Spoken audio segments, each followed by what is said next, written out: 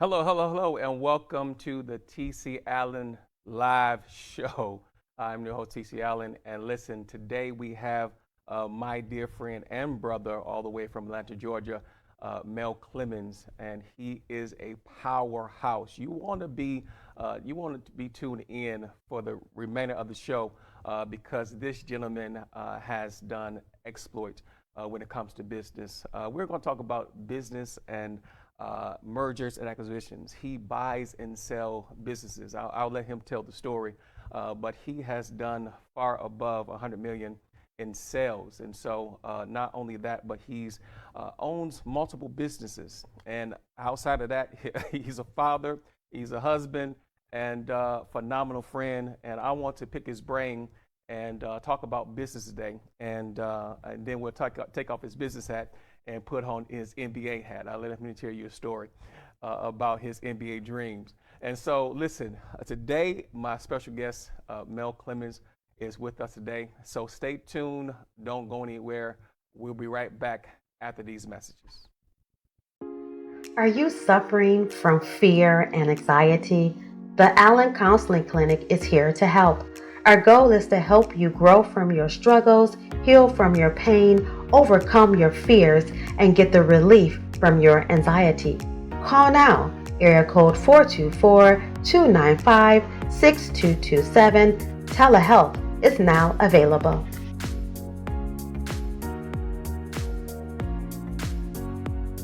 Hey, family, it's yours truly, Dr. Eddie.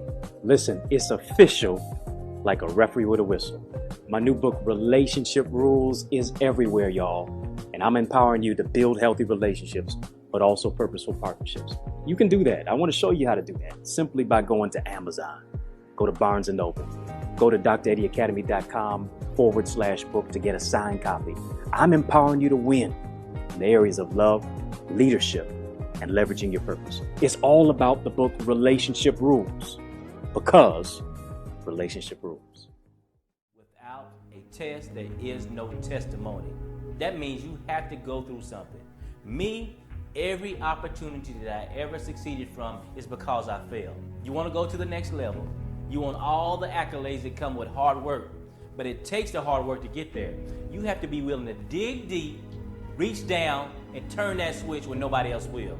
They say the faster you fail, the quicker you can succeed. I made mistakes, but through those mistakes, trial and error, and the test, you get the knowledge. You practicing every morning. You getting up early in the morning. You staying late. You eating right. You focusing on your goal. Me, every opportunity that I ever succeeded from is because I failed. You cannot take a day off. You cannot take a vacation. It's not the half person that gets there. You got to be all in every day, 24 hours a day. Now you say you want it, but can you look me in the eye, man to man, woman to woman, and say, hey, you want to worse than me? That's what I teach. I teach those impossibilities. I teach you to never give up. I teach you how to take those bad incidents, turn them around, recreate them, and learn. Successful people already think like this. Failure is not an option. Failure is not an option. Do you believe it? Do you have that in you? That you can turn that switch and motivate yourself and dig deep and rise? Somebody say rise. Preach, Pastor.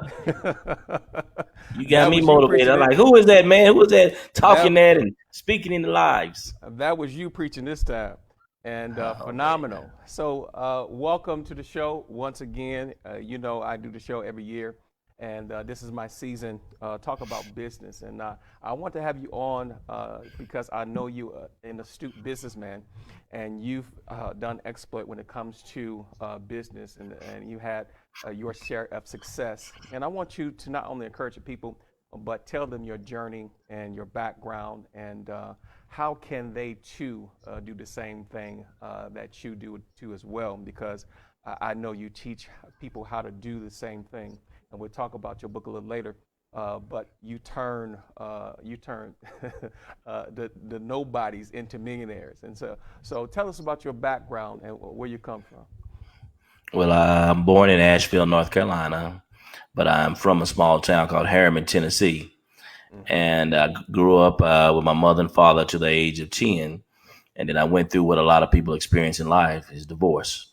So at that time, when my mom and dad were together, we had a good, comfortable life. My mom was an educator, a school teacher. My father was, he was self-made businessman. Plus, he had a job at the local plant in Oak Ridge, Tennessee. Together, they had a good living. But once they separated, my lifestyle changed. So I went from living with two parents and eating good, being able to go to the grocery store when we wanted, to, kind of struggling a little bit. We still were able to make ends meet, but if you come from a single parent household with a mother who's a school teacher trying to raise two boys, it was a struggle. But I got through it. My father was still involved in our lives. He moved away to a different city, but he still was active. So I still got the best of both worlds. My mom was educated, college educated, taught college, taught high school. My father was a self-made entrepreneur doing handshake deals, learning to see him get into the real estate business, own clothing stores, seeing my mom open up at a bookstore. So I came from a family of people who wanted more. They were not always able to manage money the same way that I think that we should have been able to, but they did a good job. They got me through college. I got a scholarship to the University of Tennessee. I majored in mathematics, and I began being a school teacher at an early age. Wow. So you not only didn't come from money, but you taught school too as well. Talk about that. I forgot you taught school. What did you teach? Man, I was a math teacher. People don't believe it to this day. Most people, it depends on what hat I have on or which week. Some people see me as a businessman or Yeah. the basketball coach, but nobody says Mel was a former elementary and middle school teacher. That was my background. I took after my mother, who raised me and taught me a whole lot about being a man. That's good. That's good. That's what's up. Did you ever want to go back to teaching? Yeah, I do plan on. It's actually one of my visions. That's one of the things I do and teach. Hmm. Anytime I have a vision, I put it down in writing, either in my phone or record it in my notes section. That's one of my visions, and I had it probably 7 years ago that when I retire from business, I'll go back into the education field. But I never stop teaching. Like I teach people in the business world, I teach Yeah. people in the insurance world, Yeah. I teach people in relationships. So I never stop teaching, but I just put on a different hat and taught in a different way. That's good. Now, you mentioned insurance. Now, Mm. I know you just didn't get into mergers and acquisitions, but you started somewhere. How did you start in the business sector? How did you start there? Actually, it was a young man named Skip Eggleston I saw when I was in college, probably my sophomore junior year. Hmm. He was doing a seminar or doing a workshop at UT, and he told me that if I got my license and hustled up and got into school, that he would teach me the business. And he gave that opportunity to several other gentlemen, but I was the one who kind of outperformed everybody else. So he actually paid for me to get my license. And Wow. when I was in college, I worked my way through college selling insurance. So that was my first introduction to the life of an insurance agent. So in college, you began selling insurance, and so it taught you sales because I know you knocked on a lot of doors and you got a lot of no's, but it toughened you up and you began to learn about business because I think the best way to learn about business is to get into sales because it toughens you up. You get a Oh lot of yeah, those no's, and so you start understanding that all I need is that one yes. I learned thick skin through being in sales in college. I had to support my sons when I was in college, so I had to make money.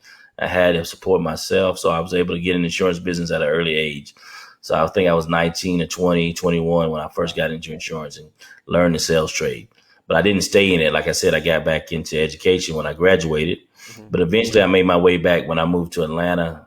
I think at the age of like 24, 23, 24, I got back into the insurance field and I knew how lucrative it could be. So I opened up my first agency from scratch and I built that up. Then I opened Whoa, another whoa, one whoa, from whoa. scratch. I'm sorry. I'm sorry. You went from selling insurance when you graduated from college back to teaching, and then you said, Yeah. "Listen, this teaching thing ain't paying enough, so I got to go get back in insurance." And you open up your own insurance agency. Yeah, I was always, man, my dad, that was one thing he always taught me, man, you can always accomplish the impossible. So everything that I ever dreamed about, I was talking to a young lady the other day in the insurance field and business world, and she was saying, should she open up a bookstore? Hmm. I said, everything that I dream about, I'm going to accomplish. You said, Everything that I ever imagine I want to do, I'm going to do. If it's buying a plane, if it's jumping off a cliff, if it's going to meet President Obama, everything I dream about, I'm going to do. So I told her, do it, accomplish your dreams. So that's what I did. So, That's yep, good. I taught school, and I got back into. Well, I went to corporate America. I worked for AT&T, Mhm. the communications field, in a company called New South / Windstream for a couple of years, and then I opened up an agency from scratch.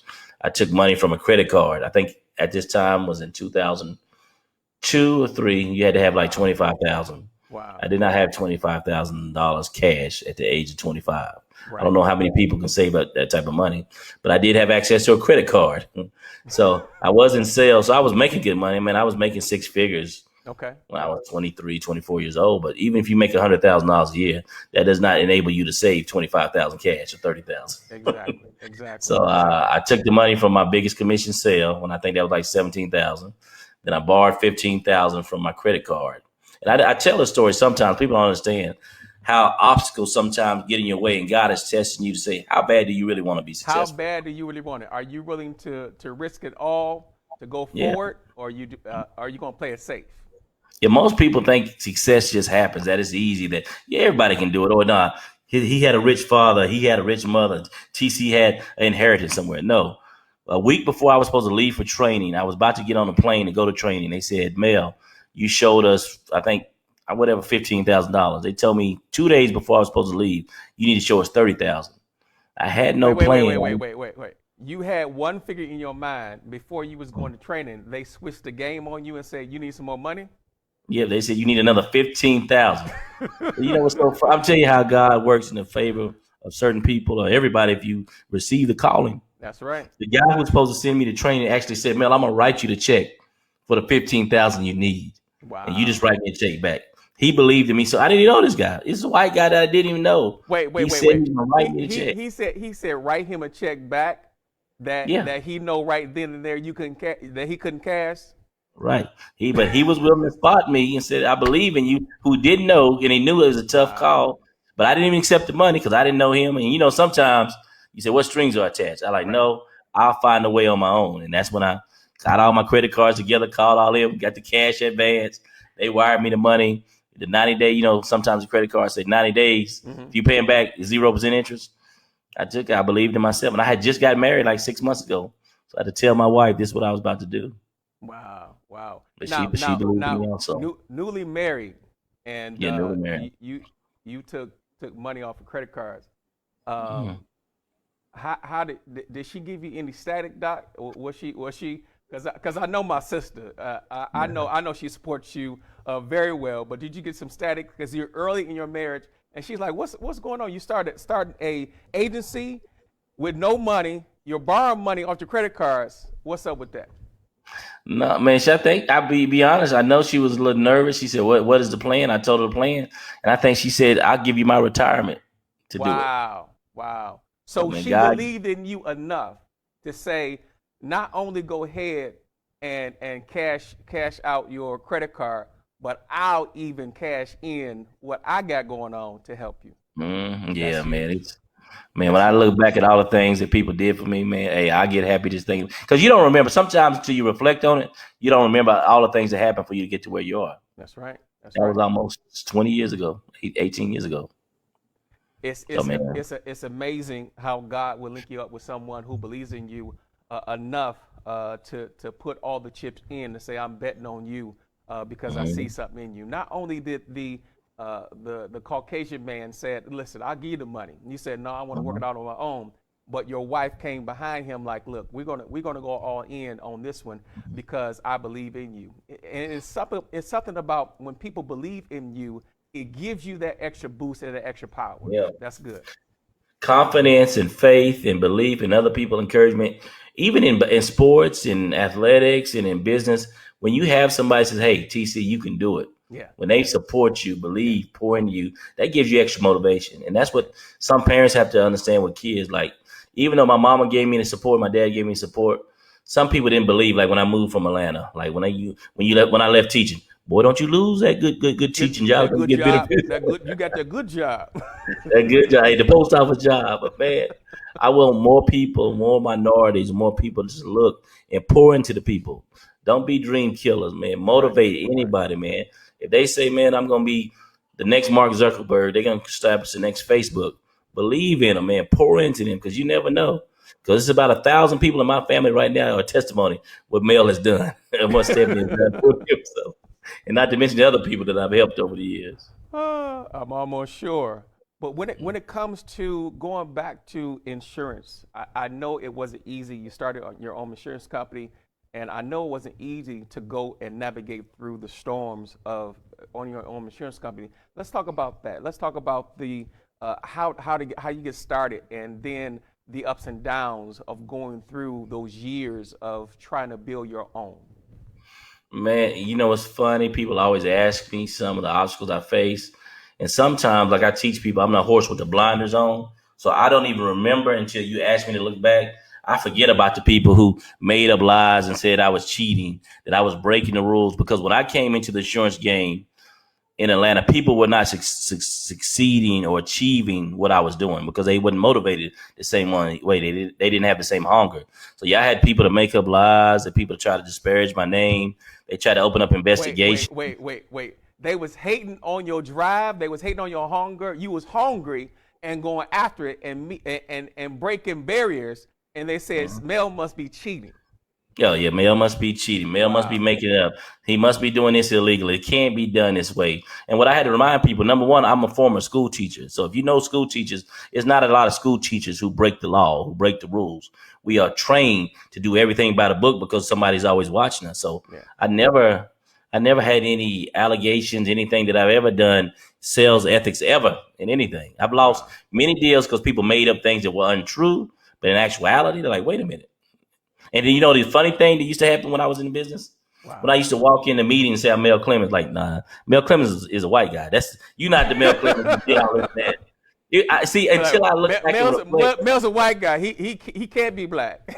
No, when I used to take my staff out to lunch with one of my sales managers, it was a Caucasian guy, my right-hand man. They would always hand him the bill because there was no way back then, 20 years ago, what I was doing. And you know what I don't even remember? I don't remember how many times the police used to follow me home from my business because they did not believe everything I was doing was on the up and up. I used to get pulled over so many times. I used to tell my wife, this is strange. And this is Atlanta, the blackest city in the world. Just put a pin right there. What was you driving back then? Oh, man. I think I might have had a Lexus.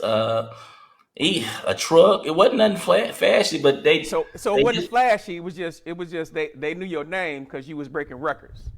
Yeah, I mean, I was opening up businesses in the community. Wow. Yeah, I took that insurance, a barbershop, music store. I bought a house in a community that most people, didn't think, it wasn't normal. So I would. I mean, it was just different. No, man, you can't just move over that. You said a record store, a what?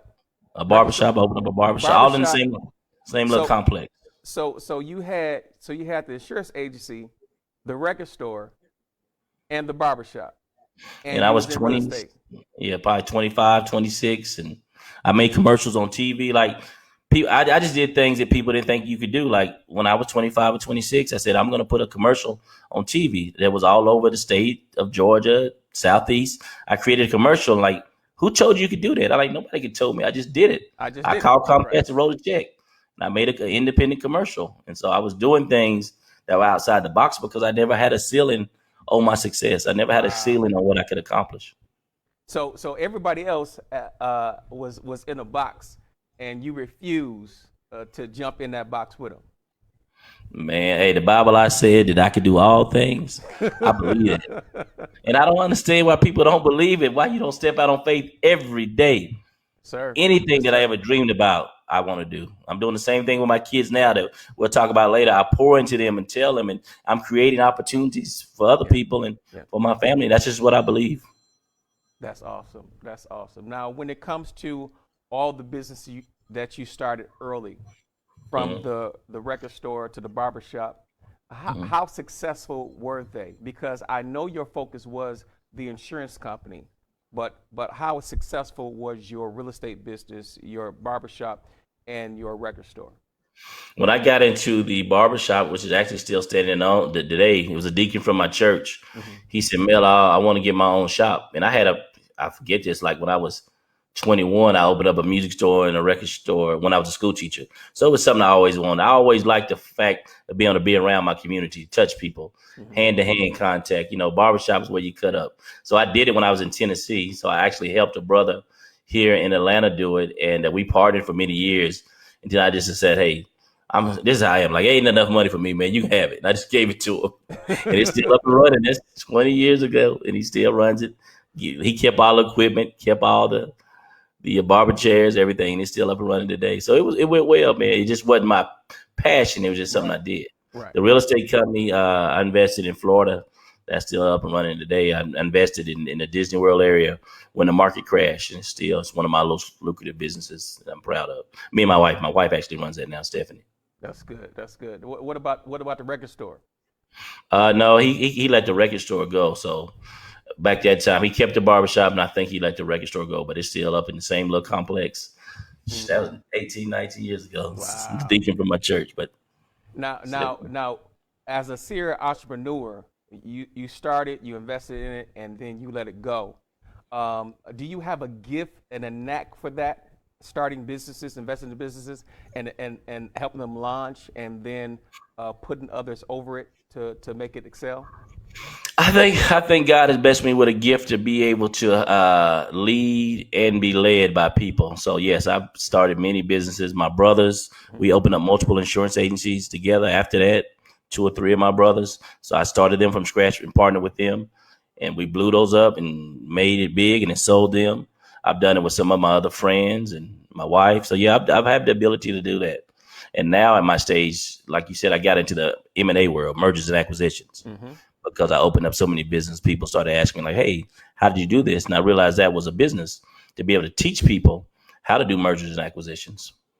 Now, when it comes to owning your own insurance company, and then how did you get into buying and selling other insurance agencies, books of business? Because that's unique. Because I know a lot of insurance agents, and I know a lot of people who started their own insurance companies, but you're the first person I know who buys and sells insurance companies successfully, and you have done it for many years and been very successful at it. Now, how did you go about starting that? Because I know that's because as an entrepreneur myself, investor, and intermediary, where I negotiate deals, deals get kind of difficult. So how did you get into negotiating deals with these large books of businesses? Yeah, it is unique. I was basically the first in the country, and it's not really a whole lot of people who do what I do, especially on the captive side. I got into it because I was doing it for myself. I would build an agency, sell it, build one up, sell it again, then I started acquiring other agencies and building my portfolio and getting it bigger. And then, like I said, people started calling me for advice, and I would always be helping. I always was teaching. And then one day it hit me, and it was a young guy not an older guy named Steve Collins. He owned an airport company. He was actually my first client. And like back then, like y'all people who don't realize, when you start being an intermediary at this level and dealing with millions and hundreds of millions of dollars, there ain't a lot of black people doing that. There ain't a lot of minorities doing it. And they're not letting us in the door easy. So when I first got in, they wouldn't even sign a contract with me. Like, I would go in and sell a business, and the guy I was about to sell a business, I would give him a contract for me to represent him. He wouldn't even sign it. So what I had to do back then, he didn't believe that you can do it. He didn't believe I could do it. Wow. So then I would go out with no contract, with no paperwork on the guy. I would sell a business. So then I would come back to the guy and say, look, your business is already sold.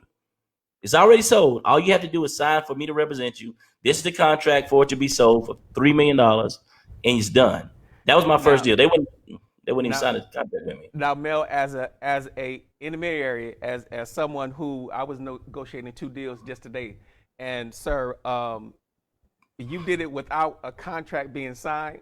Yeah, you know how crazy that is. And said your business is sold. Do you want this or not? That's right. And look, even after he did that, he finally signed it. So then it was like Christmas. This was in December, a snowstorm.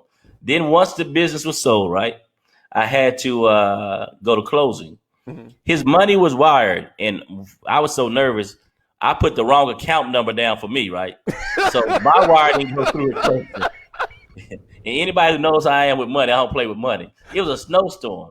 Don't So I don't called the don't guy. I tell said, look, don't tell me you was a math teacher and you forgot your own digits.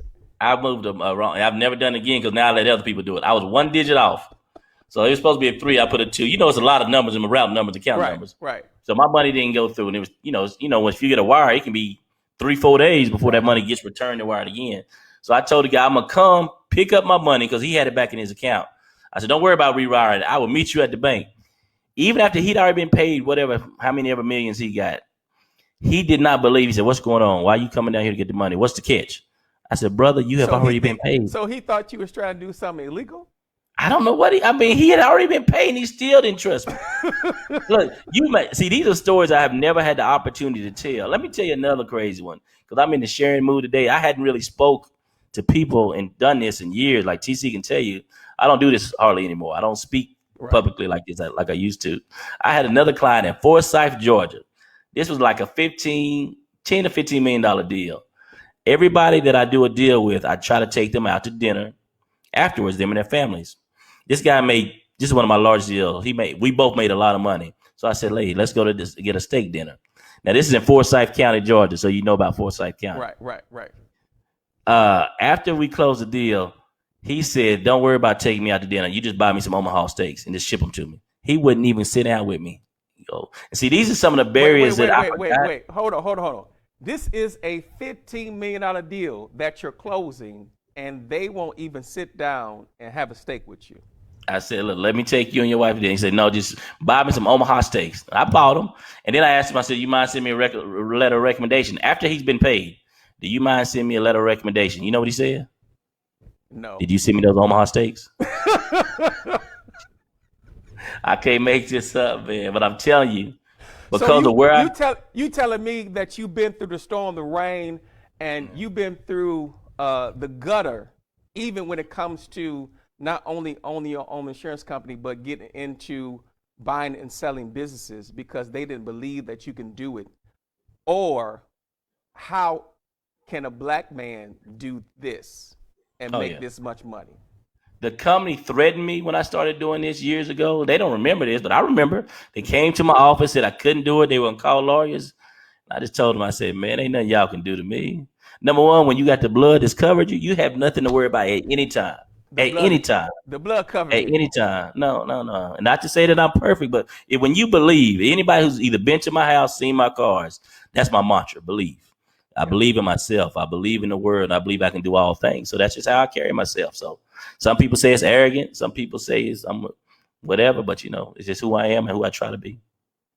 Now, Mel, when it comes to the dealing with that anguish, that ignorance, I would say I'll go on to say it, the racism, but still you performed and performed well. Now, yes, sir. What key can you give someone to overcome something like that? Because they may even quit because someone said something about them or lied on them or just didn't want them to take them out to dinner or didn't believe that they can do it, make it happen. Some people would just quit. What do you say to them? It's funny. The only color I thought that ever should have mattered was green. I was raised differently, man. I was raised in a real, it's a lot of people from my hometown probably watching or some of them watching. We were raised in a real redneck area. It was some good people and it was some bad people. But I was able to navigate in all aspects of life and I never blamed anything on race. Wow. That's an excuse, man. I mean, I know there is racism. I know that you can't be discriminated against, but I didn't have no time for that, man. My dad didn't allow me to do that. I didn't have no time to point your fingers. That wasn't gonna make me no money. In business, solutions are the only thing that matter. So if I'm dealing with pause right there. Say that one more time, because that's a key. I need y'all to write that down. Those of you watching, say that one more time. The solutions, what? In business, the only thing that matters is solutions. You don't have time for excuses. You can blame somebody. It don't matter. It's a solution. So when I teach my people at work, when you come to me, you come with a solution. Don't come to me with a problem. If I got to figure it out and pay you, I shouldn't be paying you. Right. Exactly. Mm-hmm. Now, when it comes to the hardest merger and acquisition that you had, what was that? What was the most difficult? Let me think. What was the most difficult deal And that I did? what made it difficult? Because We deal. I know sometimes the two just don't merge together sometime, and you got to try to make it fit. But what was the hardest for you? The two things that make deals hard for me, like I'll give you two. I want to tell you two different scenarios. Mm-hmm. One is when you're dealing with dishonest people, Yes. especially when you were dealing with two dishonest people. And then like when you're dealing with a crook on the left and a crook on the right, Right. it's always gonna go wrong. That Right. like when you in business, if your people just do right, just be fair, you're gonna get through it fine. But when one person tries to get up on the other person, it's always gonna That's be it. a headache. That's So it. when I'm dealing with two dishonest people, so I've dealt with that before with two dishonest people, and I actually had to sue them. And Wow. it was actually a congressman in the states. Wow. So yeah, that was Wow. one of the scariest things I had to do was, I had to deal with some congressmen and legal people and had to deal with that. So dealing with dishonest people who don't do things a certain way Hmm. makes it hard. And then sometimes dealing with people who just very, very uneducated in business, but they want to do something and they don't listen. Yeah. So it's Yeah. okay to be uneducated, but then listen. Right. Because I educate my clients, but if you don't listen and think you know everything, then I fire you right there because you gonna mess Mm, things up. So amen. I That's right. understand that. Now, what was the most that you made when it came to acquisition? I Man, know, I know, our but what's the largest I deal? tell you what the most the Just company the largest deal. I tell you the most the company made, Uh not huh. me. I got kids, grandkids, cousins, aunts, haters, love. No, I can't tell you what's the most I personally made. But the I most, know, but you ain't tell the people because we keep things keep things quiet for a reason. I understand that. hey man, I think in 2000, so it was 20 year of COVID, right? 2020 was a year of COVID. Because I tell this story. 2019 was an overflow year for me. I tell a lot of people who know me this. I think in that year in sales, I think we probably did over 100 million just that year long. So my sales now 2 to 300 million. But in 2019, the year You before ain't COVID, no. You ain't gonna brush over that, two to three two 300 million today. No, in 2019 you did over 100. In 2020, in the midst of the pandemic, while everybody was going crazy, you was making millions. Is that what you're saying? last year, yeah, I can't lie. Last year, it wasn't a great year, but it was a good year. But the year before COVID was the overflow year. Mel, I'm sorry. I'm sorry. We boys. It wasn't a great Yeah. year. Yeah, it was tough, but I mean, I've been blessed, man. You I've been you didn't make blessed. you didn't make 200 million. Only made 50 million. Is that what you said? The company in sales. You got to chop a lot of that up. you So you know anybody listen, don't. The company got to get their part, we taxes, the we clients, clowned all it. that. We That's not we my money. clowned it. But no, That's not you in the midst of a pandemic, my money. I know God has blessed you, even Yes. though you had hard times. Like last year, we're talking about difficult times that Mhm. you were having in some of your businesses, and I Oh know yeah. you were going through along with your wife trying to make sure not only your family was taken care of, what your employees were taken care of, Oh and yeah. things was trying to going haywire all last year, but you guys made it through it, and I know God has blessed you. And so, what are some of the keys that you pulled out to make it through the pandemic last year? We had to sell some businesses. I didn't actually have to close them down. We were able to liquidate some of the businesses. The biggest issue was the real estate in Florida. We were not able to have vacation rentals in Florida. So instead of vacation, we had to turn everything to long term because Florida shut down for tourists. You couldn't have tourists in your house for months. So then I had to reallocate some of the resources and readjust some of my business models in that area. I also determined in 20 going forward after 2020 that anybody that I invest in, I will be actively involved on the board or a seat in the company. I will no longer just be invested in companies with a check and not being actively involved because a lot of companies I gave money to, they didn't do as well as the ones I had my hands on. So That's I good. made that determination that going forward, I will be more hands on in companies because now I do more investing in different companies than actually running them.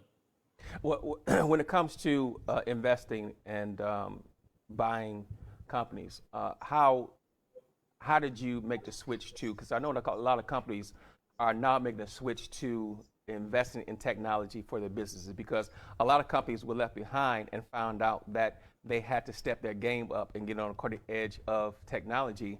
If not, they was going to be left behind. So how did you make the switch, or were you already on the cutting edge of technology when it comes to your businesses? No, I'm still getting some information. I have not transformed all my business on the technology side. One of my business partners that I was with, he was more technology savvy than I am. I have some education on it, but not a lot. So I have been relying on other people. And then I'm just kind of getting up to speed, trusting the younger people around me and my staff people to get me up to speed. But I'm not really day to day on any of the business anymore. So I've been semi-retired for a while. So when I come in, it's basically looking in the door like, what the old guy doing in here? What are you gonna do? My consulting firm, I'm still active, but all my other companies, I don't. They Okay. self-sufficient. That's good. That's good. That's good. Well.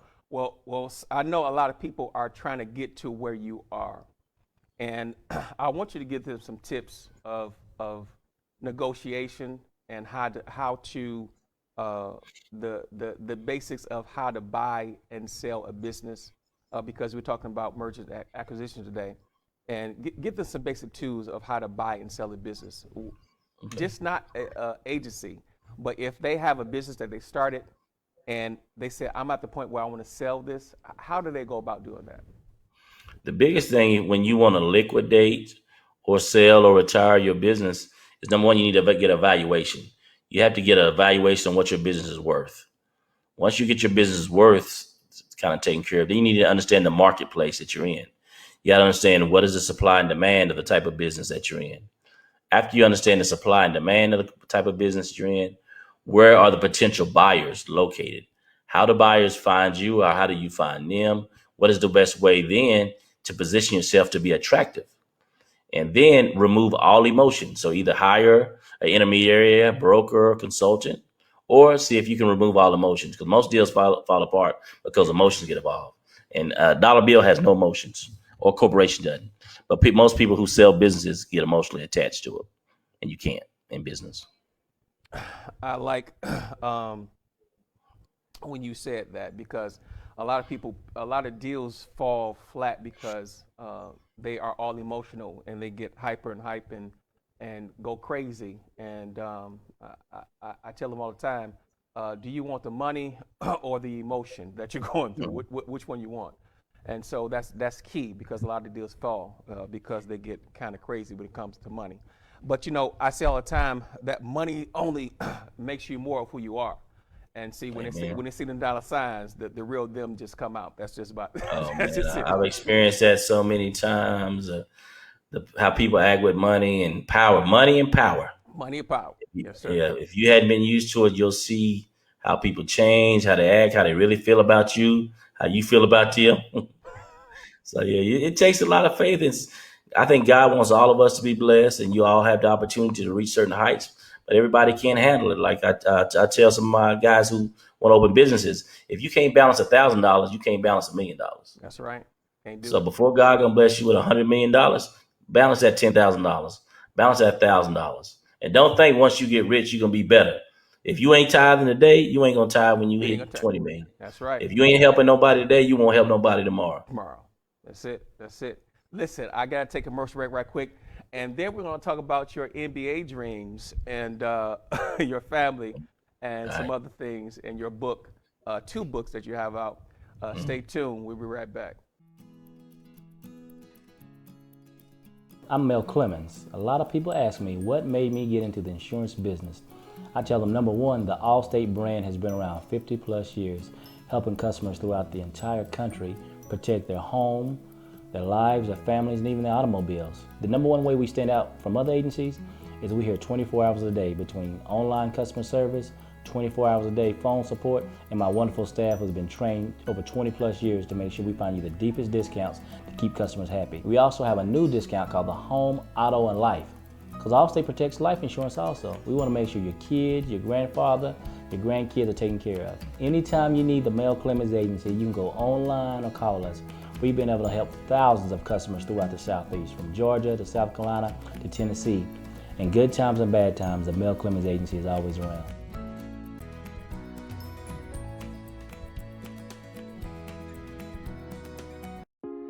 Are you suffering from fear and anxiety? The Allen Counseling Clinic is here to help. Our goal is to help you grow from your struggles, heal from your pain, overcome your fears, and get the relief from your anxiety. Call now, area code 424-295-6227. Telehealth is now available.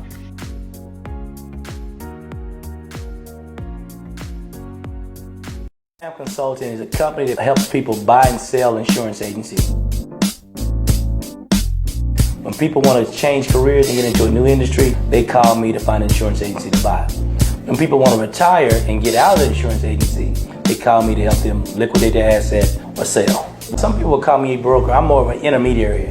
I'm kind of like between a buyer and a seller. I make it fair for both parties. The primary reason somebody would leverage SAMM Consulting is because we create millionaires. We help people retire from the business and retire wealthy, or we help people get into the business and grow to be wealthy. The reason I use SAMM Consulting is the reputation, professionalism, the expertise, and the amazing job of doing the due diligence is what convinced me to work with SAMM Consulting. Owning an insurance agency is one of the biggest kept secrets. It's generational cash flow coming in every month. This is what I do. I create millionaires by walking them through the process, step by step, on how to own their own business. The best way to reach me is go to sammconsulting.com, or you can simply call the office, 678-223-7397. Start flipping assets. What are the best assets to flip? Needless to say, residential real estate.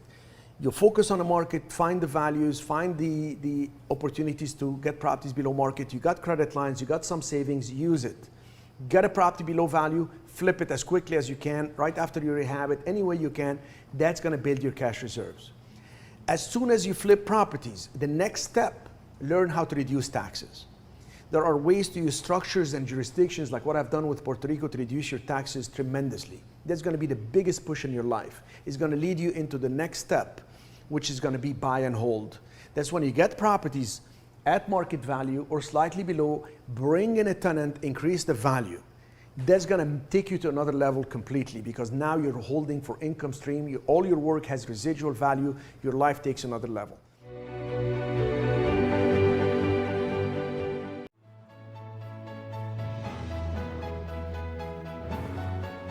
I believe that all of us have those superhuman gifts to do the impossible. Whether it's creating a business, whether it's inspiring a nation, whether it's miraculously being one of the best professional athletes in the country, we all have innate gifts. And the Superheroes Foundation wants to help people bring them out.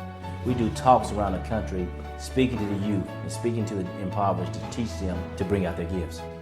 One thing that we implemented this year that I'm real proud of is the 2014 Superheroes Foundation Scholarship. You can see right over here, this was a winner in Harriman, Tennessee, Marissa Burkhart. She actually was the #1 recipient, but we also gave 4 additional awards called the Michael Goins Humanitarian Award. He was actually my best friend that died in a tragic accident. He was a police officer, he was a veteran, he made a difference in a lot of people's lives. So we gave 4 additional scholarships in his honor. At the Superheroes Foundation, we just don't invest financial resources. We actually put our heart and soul into teaching and training interns just like Erica. When you invest in the Superheroes Foundation, we are invested in people.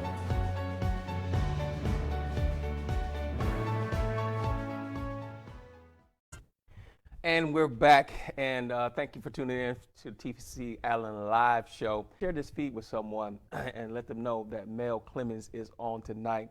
He's dropping some knowledge, some keys tonight about how to do business the right way and how to buy and sell businesses. Now, we're going to talk about something fun right now, because I know some secrets about him that he is, he used to be, well, he thought he was in the NBA.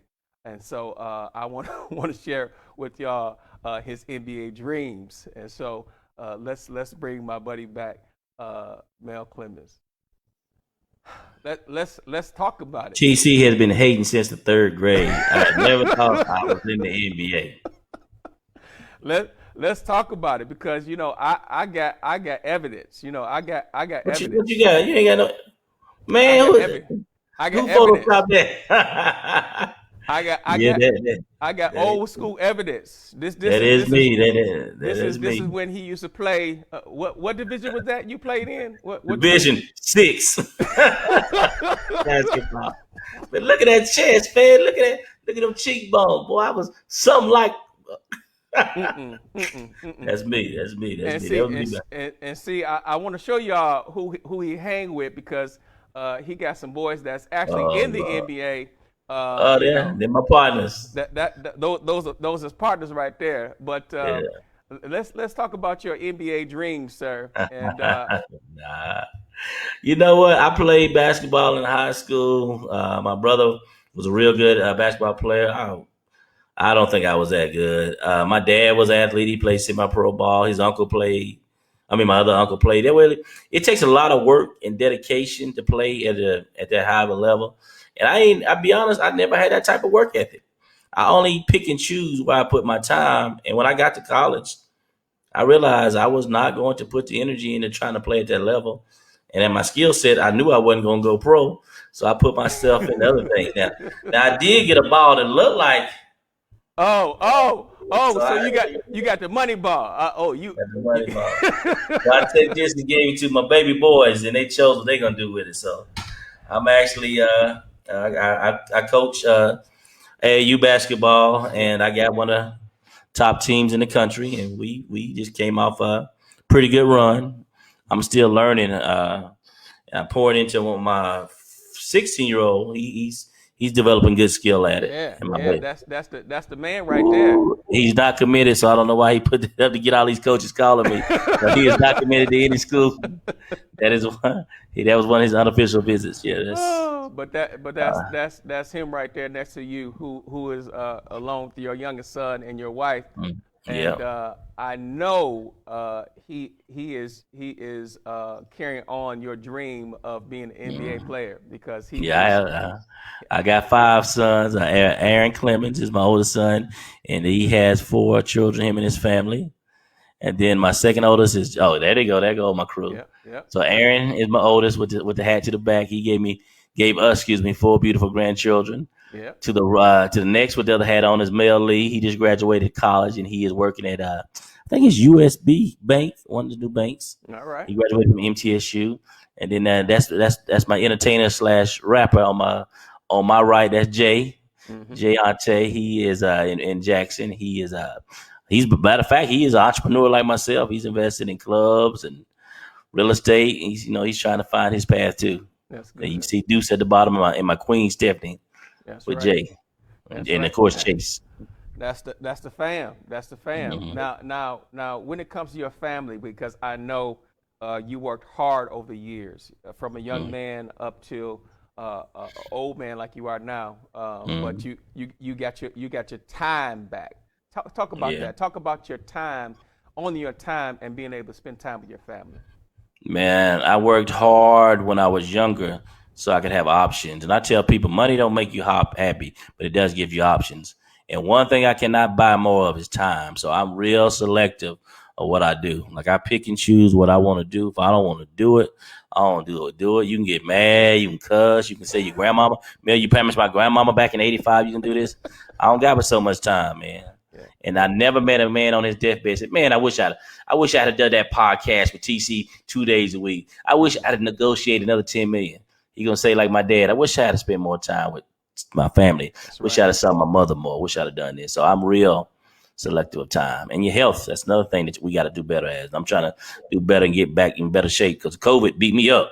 But I'm gonna beat it. I'm looking at this other picture, mad man. Well, I brought sexy back, so you did it, man. You win it. You win it. We can go out and exercise if that's what you want to do. That's right. But no, I'm selective of my time, and I spend most of my time with my wife is with my son in the gym, and my baby boy mentoring him, and then try to see the grandkids when I can. They're all out of state, but most of my time, people know me. Basketball is basically one of my full-time jobs now. Yeah. Well, let's talk about real quickly before we wrap it up. You have wrote 2 books, and I have both of them, and they're easy reads. But one thing about it, you give them the tips and tools of how to move forward. And talk about that. Talk about the first book, Creating Millionaires. My first book kind of came out of the Oh, let me tell you where you can get it. I ain't sold a book on verbally in a while. You go to Amazon to get it, or you go to melclemmons.com. You can get the book. That book is for people who are looking to learn about how to buy and sell businesses. I did that because at one point in time, one of the companies I was with was started terminating people for many different reasons. And just because you own a business does not mean you know how to sell a business. Right. So, like I said, I had an idea and I was doing it for myself, and I did it to help people, and I still do it to help people. I pick and choose clients. Financially, I don't have to do anything financially, so I pick and choose what I do to help people. So I enjoy teaching people, and that book is kind of a guide to how you evaluate a business, how you sell it, and how you liquidate it and maximize your value. That was my first book. And then your second book. Man, that's the book I'm so proud of, but I never marketed. I never released it to Amazon. The first book was an Amazon bestseller for many weeks. This book I still have never released online, so you can only get that at melclemmons.com. But that book is a book that I actually handwritten by myself and talked about the steps to success, because people would always call me like, well, Mel, how did you do this? How did this happen? I would say, okay, did you get the book? Because I put it on paper. So when people call me now, I mean, the book is only 80 to 100 pages. You can read it in an hour, 2 hours if you read slow like me. So this book basically walks you through the steps that I've studied successful people. So what I do, I spend a lot of time with athletes, a lot of times with business owners that have performed at the highest level. So I do that. I took all those tips and put it in. And I teach you, if not you, then who? If not now, then when? So quit procrastinating. Right. Quit making excuses. Because, I mean, success is not hard. You know the only people that fail? People who quit. That's good. That's You it. talk about in this book the 5 steps to success. Give me one step. First step starts with a vision.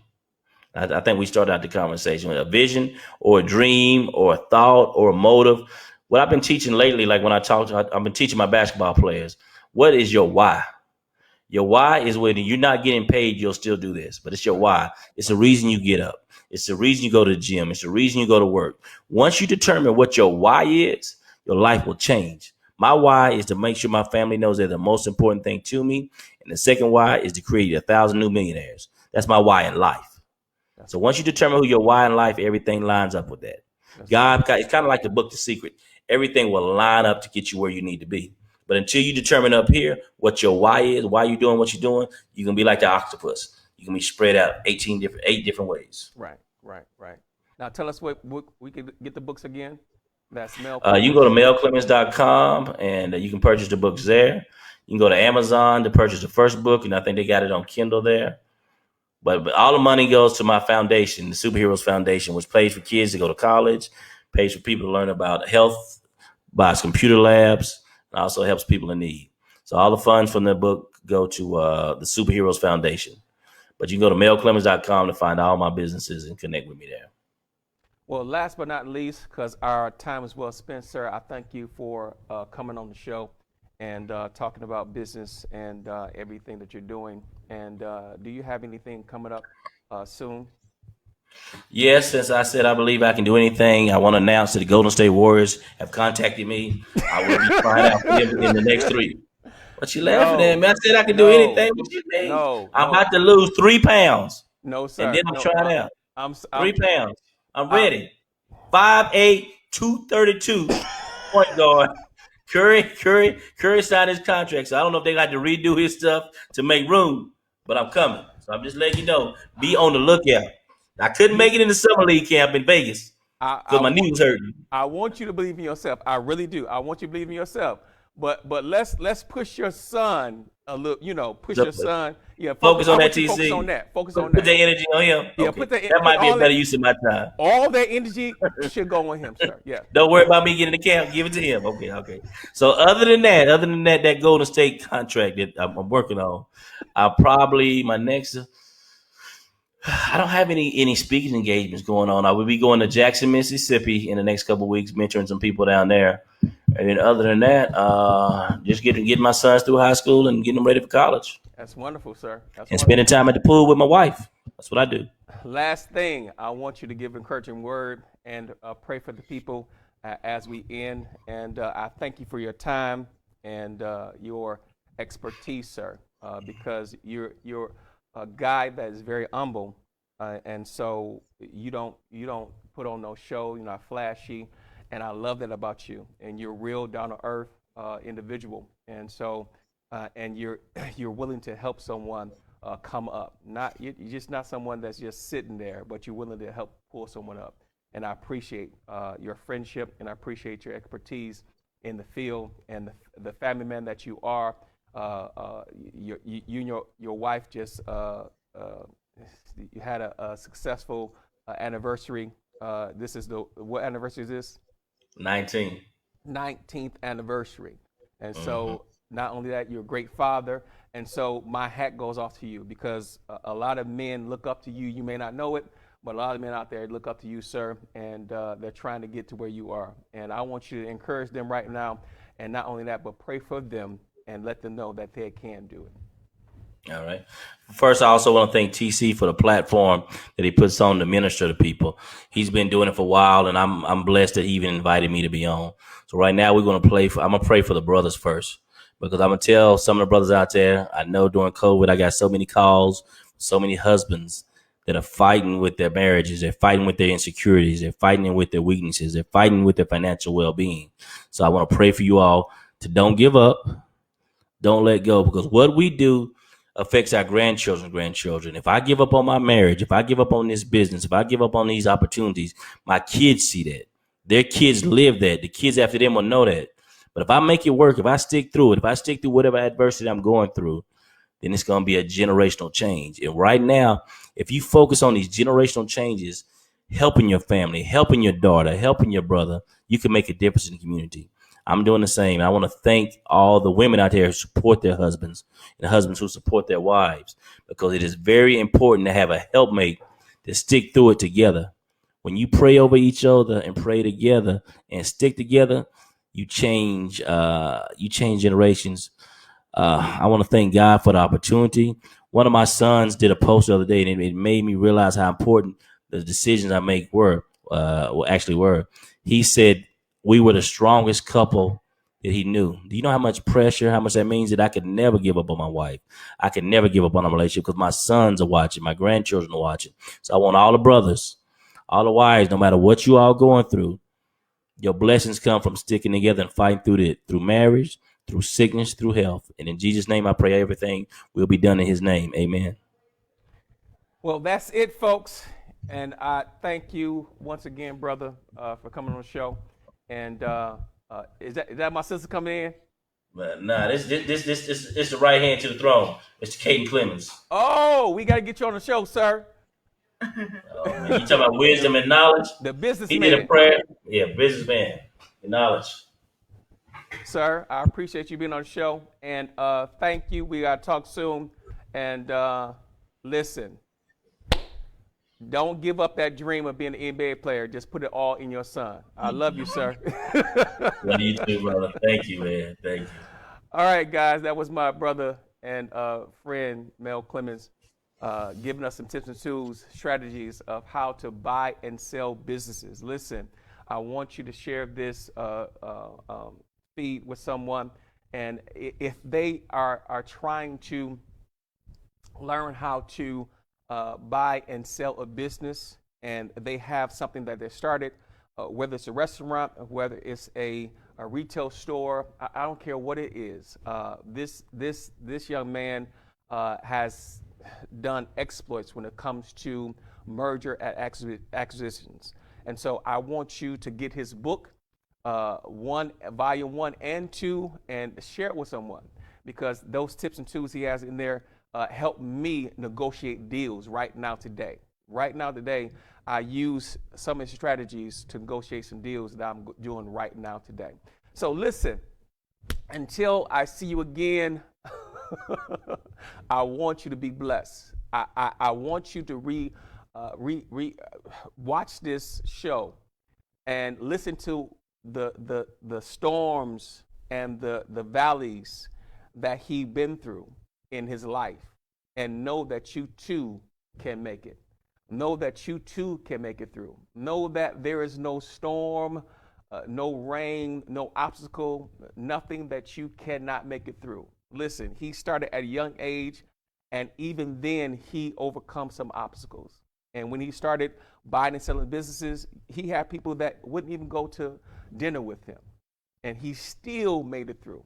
Listen, I know if he can make it through, you can make it through. Until next week, listen, this is TC Allen. Be blessed.